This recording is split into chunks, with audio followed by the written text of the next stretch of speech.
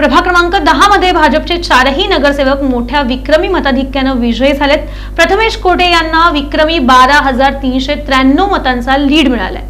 सोलापूर महानगरपालिका सार्वत्रिक निवडणूक 2026 मध्ये प्रभाग क्रमांक 10 मधून भाजपचे चारही उमेदवार पॅनल टू पॅनल निवडून आले।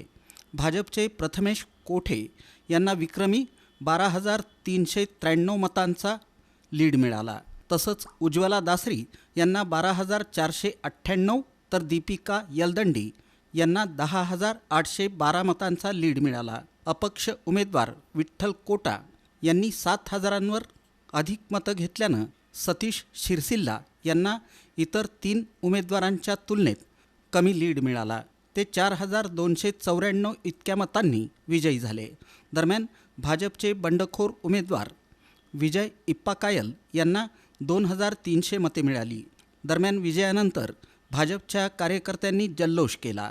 यावेळी गुलालाची उधळण करण्यात आली।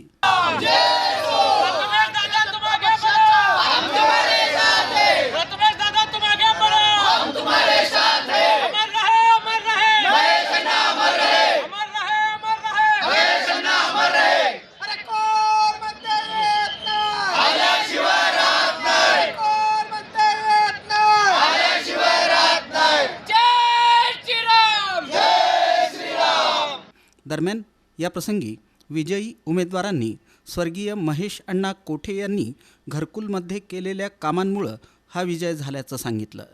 दीपिका वासुदेव कोटे यांचे स्मरण करून सर्व मतदारांना आभार मानते। घरकुल रहिवाशांचा सन्माननीय दिवंगत स्वर्गीय महेश अण्णा कोटे गेल्या अनेक वर्षापासून अनेक दशकांपासून विडी घरकुलमध्ये विकासाचा जो गाडा आखलेला आहे, आज त्याचं श्रेय मी त्यांच्या सर्वसामान्य तळागाळातला कार्यकर्ता वासू यलदंडी, माझे सौभाग्यवती दीपिका यलदंडी यांना भारतीय जनता पार्टीतून उमेदवारी मिळाली आहे।